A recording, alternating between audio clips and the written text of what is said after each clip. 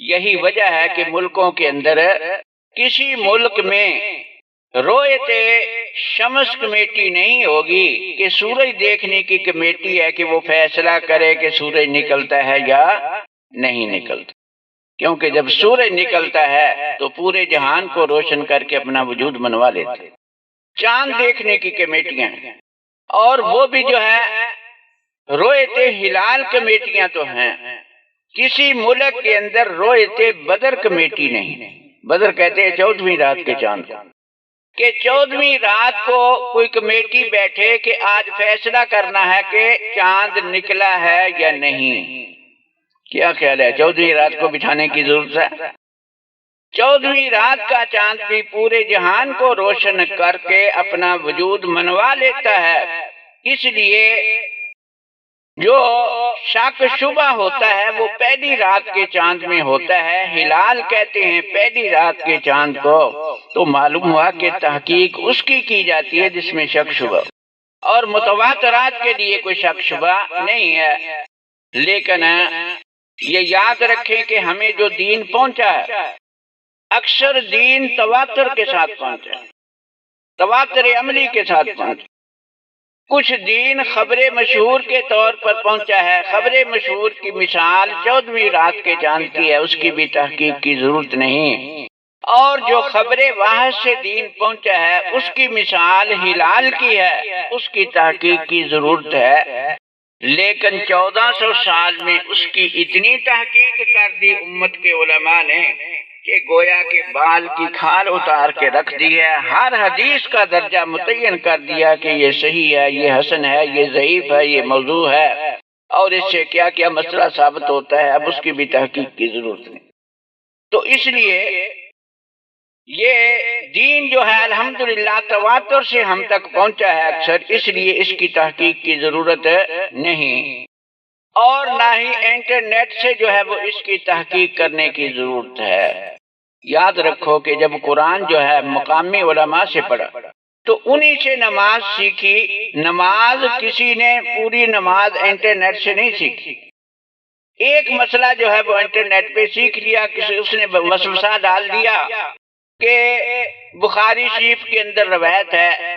یاد رکھیں کہ حدیث کی جو کتابیں ہوتی ہیں وہ عمل کے لیے ہوتی ہی نہیں۔ اللہ تبارک و تعالیٰ نے بھی فقہا کی طرف رجوع کرنے کا حکم دیا تھا، اور ساری امت یہی مانتی آئی ہے کہ عملی زندگی فقہا کے کہنے کے مطابق اپنی بنانی۔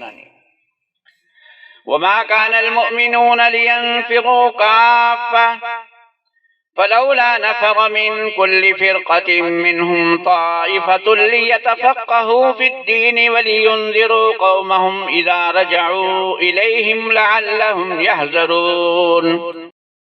اللہ تعالیٰ یہاں لیتفقہوا کے اندر فقہا کا ذکر کرتے ہیں کہ ایک گروہ جو ہے وہ جہاد کے لیے جائے، دوسرا حضور کے پاس رہے اور فقاہت حاصل کرے، تاکہ جو حضور کی مجلس میں رہ کر فقاہت حاصل نہیں کر سکے وہ فقہا کی طرف رجوع کریں۔ تو اللہ تعالیٰ غیر فقیہ کو فقیہ کی طرف رجوع کرنے کا حکم دیتے ہیں۔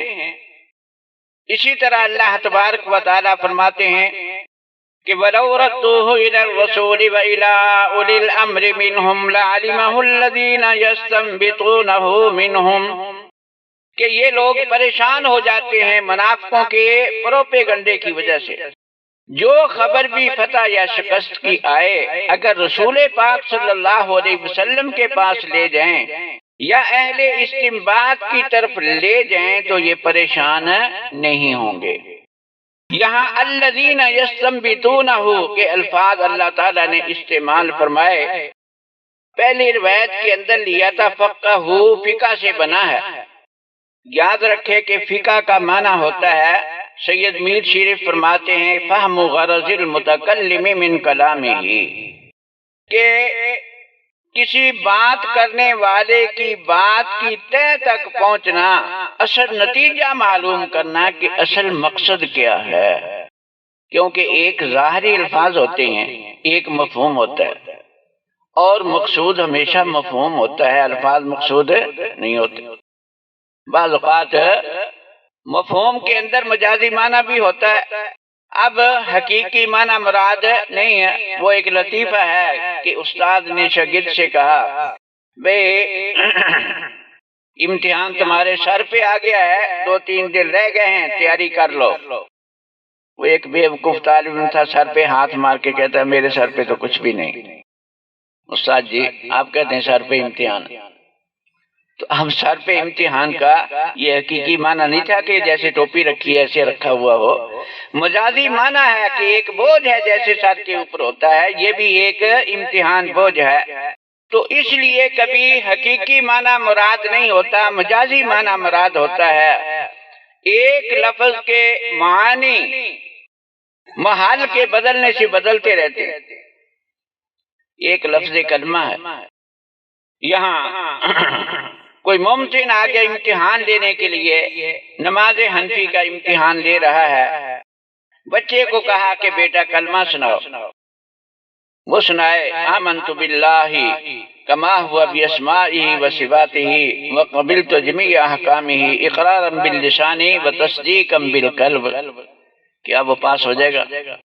ممتحن کہے گا کہ میں نے کلمے کا کہا تھا، تو جو مجھے ایمان مجمل سنا رہا ہے، بلکہ ایمان مفصل بھی ساری سنا دے تو پھر بھی کوئی نمبر نہیں ملے۔ کیوں؟ اس لیے کہ یہاں کلمے سے کلمہ طیبہ سنائے گا لا الہ الا اللہ محمد الرسول اللہ، تو پھر تو نمبر ملیں گے، لیکن ساری ایمان مفصل بھی سنا دے تو کوئی نمبر نہیں ملے گا، کیونکہ یہاں کلمے سے مراد یہی کلمہ طیبہ تھا۔ اب وہی مولوی صاحب امتحان لینے کے لیے کسی نحو کی کتاب کے امتحان لینے چلے گئے۔ اب نحو پڑھنے قافیہ پڑھنے والے کو کہتے ہیں کہ بھئی کلمہ کسے کہتے ہیں؟ وہ کہے لا الہ الا اللہ محمد الرسول اللہ۔ کیا خیال ہے پاس ہو جائے گا؟ اب وہاں اصطلاح بدل گئی، وہاں کلمۃ لفظ وضع لمعنی مفرد، یہ تعریف سنائے گا تو نمبر ملیں گے، کیونکہ وہاں جو ہے مفہوم یہ مراد ہے کہ وہ کلمہ جو کسی معنی کے لیے وضع کیا گیا ہو، معنی مفرد کے لیے، تو اس کو کلمہ کہتے ہیں۔ وہاں اگر وہ نحو پڑھنے والا 6 کلمے بھی سنا دے تو پھر بھی اس کو نمبر نہیں ملے گا۔ معلوم ہوا کہ سوال ایک ہے لیکن موقع محل کے بدلنے سے معنی بدل گیا۔ اور اسی طرح اسی ممتحن صاحب کو کوئی دوست تھا، اس نے کوئی غصے کے اندر اس کو گالی نکالی۔ اب وہ کہتا ہے کہ میں تجھے ساری زندگی تجھ سے نہیں بولوں گا، تو نے جو کلمہ مجھے کہا ہے ایسا کسی دشمن میں مجھے نہیں کہا۔ اب وہ کس کو کلمہ کہہ رہا ہے؟ گالی کو۔ تو معلوم ہی ہوا کہ ایک لفظ کلمہ موقع اور محل کے بدل جانے سے اس کا معنی بدل جاتا ہے۔ اس لیے یاد رکھیں کہ ایک الفاظ قرآن ہیں، ایک الفاظ حدیث ہیں، اور ایک ان کے معانی ہیں۔ فقہا معانی کو سمجھتے ہیں۔